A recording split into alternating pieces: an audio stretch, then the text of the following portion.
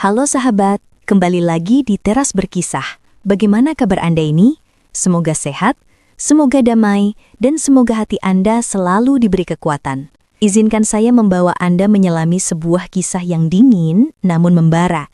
Kisah tentang perayaan cinta yang seharusnya sakral, yang justru hancur lebur di hadapan ratusan pasang mata. Dihiasi dengan amarah, pengkhianatan masa lalu, dan setumpuk sup panas yang merubah segalanya. Ini adalah kisah tentang seorang perempuan bernama Ratih yang mencoba merajut masa depan baru, hanya untuk ditarik mundur oleh bayangan masa lalu dan tuduhan keji di momen paling membahagiakan dalam hidupnya. Sebelum kita mulai lebih jauh, saya ingin tahu, coba tulis di kolom komentar, sahabat Teras Berkisah mendengarkan dari kota mana saja ya? Udara di ballroom itu terasa seperti gula, manis, pekat, dan menjanjikan. Aku, Ratih, berdiri di sana, di ujung karpet merah, menatap suamiku, Bara. Dia sempurna, kemeja putihnya yang gagah, senyumnya yang sedikit gugup, dan mata yang selalu memancarkan ketenangan. Setelah semua badai yang kuhadapi dalam hidup, hari ini seharusnya menjadi dermaga terakhirku. Hari ini adalah hari pernikahanku. Aku ingat kami bertemu di sebuah pameran buku. Klise, memang. Aku menabraknya, kopi susuku tumpah di celana kakinya. Momen itu seharusnya jadi bencana, tapi Bara malah tertawa. Dia bilang, "Jangan khawatir, Mak, ini cuma kopi, bukan takdir." Dan sejak saat itu, dia memang bukan cuma kopi. Dia adalah takdir. Namun, ada satu hal yang selalu mengganjal di sudut hatiku, seperti kerikil di sepatu yang indah. Itu adalah Ibu Bara, ibu mertuaku. Sejak awal, beliau memasang mata yang dingin padaku. Bukan karena aku buruk rupa atau tak berpendidikan. Aku lulusan terbaik, punya karir mapan. Tapi ada sesuatu dari masa laluku yang membuat beliau curiga. Sesuatu yang membuat Bara harus berjuang keras meyakinkan ibunya bahwa aku adalah perempuan baik. Seminggu sebelum pernikahan, Bara memberitahuku dengan suara pelan. "Tadi malam ibu bertanya lagi tentang mantanmu, Rat. Mantanmu yang itu." Aku tahu siapa yang ia maksud. Rizky, mantanku yang posesif, yang dulu sempat membuat hidupku seperti neraka. Aku hanya menghela nafas. Bara selalu meyakinkanku. "Masa lalu sudah selesai, sayang. Ibu hanya khawatir berlebihan." Aku memeluknya erat, mencoba percaya pada kalimat itu. Kami sering bercanda tentang masakan Ibu Bara yang terlalu asin. Bara pernah bilang, "Mungkin ibu ingin kita selalu ingat rasa garam kehidupan, Rat. Atau mungkin dia hanya ingin kita cepat minum air putih." Aku tertawa, berharap kegetiran yang nyata tak seasin masakan beliau. Aku sudah di depan altar, Bara menggenggam tanganku. Semua terasa indah, hikmat, suci. Setelah ijab kabul, saat sesi foto keluarga, suasana mulai berubah. Aku melihat Ibu Bara menerima telepon di pojokan. Wajahnya yang biasanya tegar, kini terlihat panik bercampur marah. Ia menatapku, tatapan itu bukan lagi dingin, tapi membara, seperti menghakimi. Aku mencoba tersenyum, tapi senyum itu langsung membeku. Ada satu petuah lama yang sering diucapkan ibu. Pernikahan itu bukan hanya menyatukan dua hati, tapi menyatukan dua klan. Kalau ada benih busuk di salah satu klan, seluruh panen bisa gagal. Aku selalu berpikir itu hanya pepatah kuno, tapi hari itu, pepatah itu terasa nyata dan mengancam. Tiba-tiba, Ibu Bara berjalan cepat menghampiri kami yang sedang berfoto. Ia tak menunggu selesai, ia menarik lengan Bara dengan kuat. "Bara, ibu harus bicara sekarang." Suaranya memotong tawa dan musik piano yang lembut. Bara terkejut. "Ada apa, Bu?" "Nanti saja, sedang ada tamu." Ibu Bara tidak peduli, matanya tajam menembusku. "Ini tentang perempuan ini, Bara, perempuan yang kau anggap suci ini. Mantannya baru saja menelpon ibu, bilang dia sudah tidak perawan, dia sudah kotor sebelum menikah denganmu." Keheningan itu menusuk, lebih tajam daripada pecahan kaca. Aku merasa darahku surut, telingaku berdenging. Aku tahu cepat atau lambat masa laluku akan mengejarku.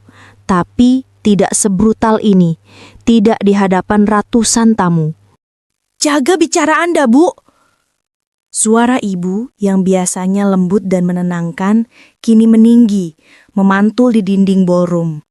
Ibu berjalan maju, melindungi aku dengan tubuhnya. Ini hari pernikahan anak saya. Apa hak Anda merusak kebahagiaan mereka dengan omong kosong dari orang yang bahkan tidak Anda kenal baik? Omong kosong? Itu pengakuan langsung dari laki-laki yang tidur dengannya, Bu. Anak Anda menipu anak saya. Dia bilang dia perempuan baik-baik. Padahal dia sudah... Cukup! Ibuku membentak. Kami tidak pernah menutupi apa-apa dari Bara. Dan kalaupun iya, itu urusan rumah tangga mereka. Bukan urusan Anda untuk mengumumkan aib yang bahkan belum tentu benar di depan umum. Aku melihat dua ibu itu. Dan aku menyadari, cinta keibuan itu buta. Buta karena ingin melindungi anaknya dari kesedihan, bahkan jika harus berperang dengan dunia. Di mata Ibu Bara, aku adalah racun. Di mata ibuku, aku adalah korban. Pertengkaran itu dengan cepat berubah dari bisikan menjadi teriakan. Para tamu mulai berbisik-bisik. Wajah Bara pucat. Ia mencoba menenangkan ibunya. Aku hanya bisa menangis tanpa suara, merasa seperti tontonan sirkus. Perempuan yang tidak bisa menjaga kehormatannya tidak pantas untuk anak saya. Teriak Ibu Bara. Kehormatan anak saya tidak ditentukan oleh mantan pacar yang dendam. Balas ibuku. Air mata sudah mengalir di pipinya. Air mata amarah. Kemudian, Bara melakukan kesalahan fatal. Ia menarik ibunya dengan paksa. Cukup, Bu. Ini sudah terlaluan. Semua orang melihat. Tindakan Bara justru membuat Ibu Bara semakin murka. Ia melepaskan diri. Matanya menoleh ke meja catering yang dipenuhi hidangan. Dan matanya menangkap sesuatu. Mangkuk besar sup panas. Aku melihat tangan Ibu Bara meraih mangkuk sup itu. Sup yang seharusnya menjadi sajian hangat untuk menyambut tamu kehormatan. Anda membela anak Anda yang jalang itu. Baiklah, rasakan sendiri, biar Anda sadar bagaimana panasnya hati seorang ibu yang ditipu. Jeritan ibuku adalah suara paling mengerikan yang pernah kudengar. Ibu Bara menyiramkan seluruh mangkuk sup panas itu ke tubuh ibuku, tepat di bagian dada dan bahunya. Asap mengepul tipis. Warna putih kekuningan sup itu menodai gaun batik ibu. Tapi yang paling menakutkan adalah kemerahan yang langsung muncul di kulit ibu dan jeritan kesakitan yang memecahkan keheningan. Semua orang terdiam. Musik berhenti total. Bara berteriak histeris, "Ibu, astaga!" Bara dengan sigap berlari ke arah ibuku.